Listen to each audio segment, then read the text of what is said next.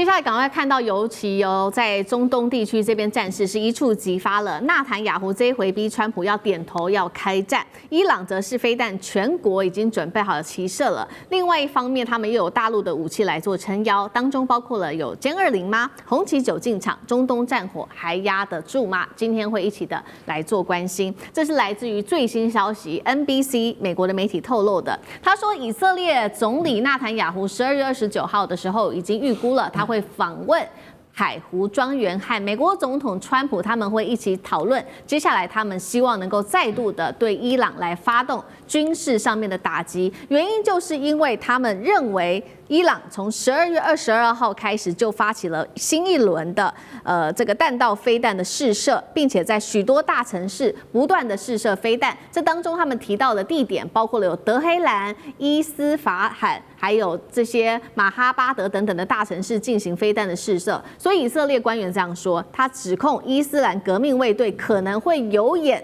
转为真正的战争来对以色列发动攻击。以色列宣称的，他说伊朗会由眼转战是真的情资，还是他有可能恶人先告状，先发制人的一个铺垫的话术吗？纳坦雅胡他会不会真的成功说服川普先下手为强？成功几率又有多高？苑老师怎么看？我觉得哈，这个我们分时间跟空间来讲啊，先讲这个空间啊，这个海湖庄园 Mar-a-Lago 啊，是川普自己的家，在佛罗里达啊，那有白宫不去。要跑到这个庄园，比如说我跟那个大川，这个大千了哈，我们说有事情的话呢，我有办公室你不谈，要跑到家里去，故意的制造广告。纳坦雅胡自己就告诉人家说，美国最挺以色列的总统跟我之间私人交替，所以他这个空间上来讲，他跑到这里去。他讲到伊朗这边事情的话呢，伊朗有导弹飞过去，老早的事情啊。以色列不是有这个穷那个穷，我们台湾也不是跟以色列要学什么铁穷金穷啊，什么钻石穷一大堆，对不对？啊，那以色列怕什么东西呢？以色列基本上要制造出一个事端啊，就是说呢，伊朗呢，他接下来谈呢，就是伊朗现在利用它的那个浓缩铀的部分已经到达了已经是接近了核能武器，或者说就直接制造核能武器。但是呢，以色列要说服这个川普，我觉得说是以纳坦雅胡的本领要说服川普，应该没有很难的。那川普也会形式上讲说，那我上次帮你炸了地底下地洞，对不对？又搞了什么 B2 轰炸机什么的。那这次的话啊，如果伊朗又犯的话，我再来炸或什么，那以色列一定讲说，来，我自己炸就可以了。但是我觉得这个影响的效果是非常严重的，为什么呢？我今天我看了这个消息，我就在想一件事情。你知道最近啊，这个官邸的长官呢，就是高市早苗的长官里面讲说，日本应该拥有核武器啊，然后呢，日本的确拥有很多浓缩布啊，日本呢有能力有这个做导弹跟这个核武器都有可能。如果以色列要这样子干到伊朗的这个做这个浓缩铀的这个计划的话，那我就不排除中国也有可能会派歼20来炸他们。我就不排除这个可能性。好，另一方面，确实现在中国的角色也变得越来越吃重，因为现在呢，在这一场战争当中，其实现在唯一起来说是不是要阻止这场战争继续的，就是中国大陆。他现在我们来看到站上了联合国，在12月23号这一天是大陆的常驻联合国副代表孙磊，他呼吁说双方赶快重启谈判吧，并且他也说了武力解决不了问题，他更是直接就向美国喊了一个重话，他说美国你在这个时候不要再孬了，应该要明确承诺不再对伊朗动武，并且主动跟伊朗恢复谈判。他也呼吁欧洲3国，这些都是比较具体的，停止麦克风外交，拿起实际的行动来降温吧。现在看起来是以色列铁了心要美国一起打伊朗，那中国是不是唯一还在劝和的力量呢？这套和平方案真的能够劝和吗？那西方又听得进去吗？这些问题，孙委员怎么看？对，我想刚才苑老师已经讲得很有道理了嘛。其实从上一次这个美国跟以色列联合打击伊朗的核设施之后，大家都可以看得很清楚，全世界都知道以色列是心不甘情不愿的停火了。哦，那原因很简单，因为对川普来讲，他真的在付不起更大的代价了。如果这场战争在无穷无尽的打下去，他当然认为就见好就收了哦。他对以色列有个交代，也吓阻了伊朗哦。那么，但是以色列没有吃这一套哦，以色列当时就心不甘情不愿，而且不断的扬言说，这个绝对还要再进行另外一次的打击，这个打击根本事实上没有歼灭掉应该有的这个核设施的这些相关的目标哦。所以从那个时候，以色列就早就想打伊朗。现在只是找理由而已啊。就那个时候他说没歼灭，他就等于是打了川普一巴掌，说你美国没炸到，他又不好意思这样讲哦。那么但是事实上他心里恐怕认为，其实伊朗的这个浓缩铀根本没有在那一次的被轰炸当中被摧毁掉哦，所以呢他就开始找各式各样的理由。那找什么理由可以用呢？现在就来了一个最新的理由，说因为在试射弹道飞弹。那到底试射弹道飞弹为什么一定会射到以色列那里去呢？就做恶人做久了哈，就总是觉得好像大家都会来这一招。但事实上，伊朗闲着没事干，干嘛又要射到你那里去呢？伊朗好不容易才跟你美国达成了一个互不侵犯这样的一个默契了，然后伊朗自己在发展自己的经济，发展自己的这个相关的国防，他闲着没事干去打你以色列干嘛啦？就以色列就是平常就侵略人家侵略惯了，然后就天天躺在那边晚上睡不着觉，就怕人家杀过来了因为自己常干这种事。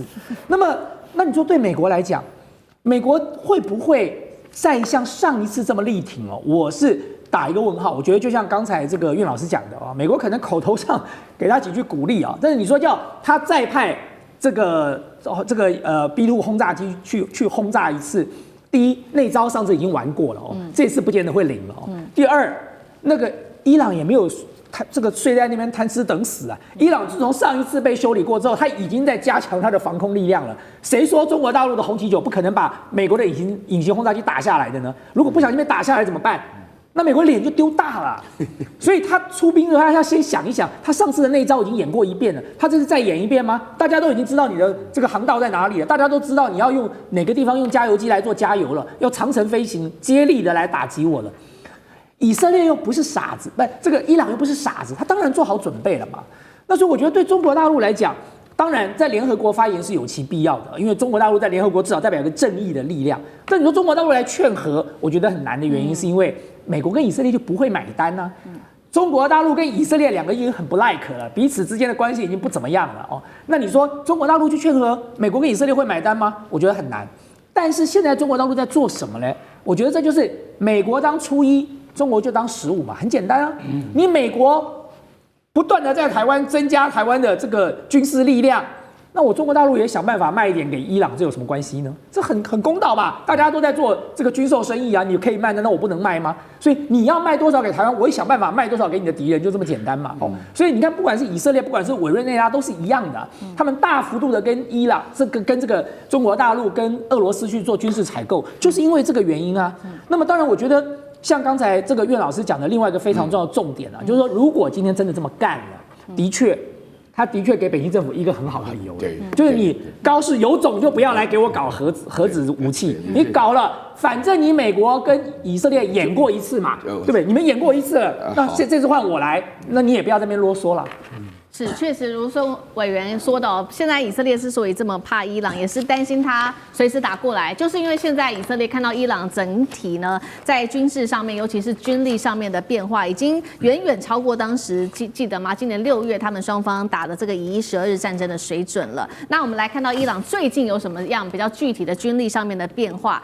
首先他这边根据了解，已经可以产出年产量3000枚弹道飞弹的能力了，并且开始系统性的做这种空中战力的升级。那武器他们从2个国家来买入，刚委员帮我们提到的，除了中国大陆的武器之外，其实还有俄罗斯的武器。先来看从中国买了哪一些武器，画面上 CG 我们看到3个，第一个歼20，第二个红旗9，最后是歼14的雷达。下面我们来看到俄罗斯，则是这个伊朗跟俄罗斯买的武器2款 S400防空系统，还有它的苏35的战机等等。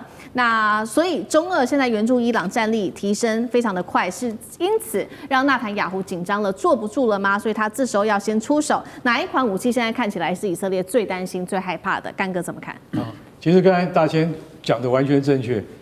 伊朗再射飞弹的可能性，国际观察家预估50%以下，50%已经是非常非常的宽裕的形容词，因为现在可能性很低啦。那为什么有人就跳出来说没有？我告诉你，就算有10%的话，我们也应该要先采取手段。那个人叫做尼坦雅胡，他就说：“我告诉你，只要有10%的话，都会很惊人的。为什么？因为大家已经知道，这从6月到现在已经补足了3000枚飞弹了，是真的，是真的。伊朗真的补足了，从中国跟俄罗斯双方面进口。那跟俄罗斯进口的当然是主要是防空飞弹，S-400跟 S-500，好像这样子的防空飞弹。可是另外呢，跟中国进口的飞弹那是秘密。为什么是秘密？因为可能有东风系列的战术导弹。以色列他就发现说，其实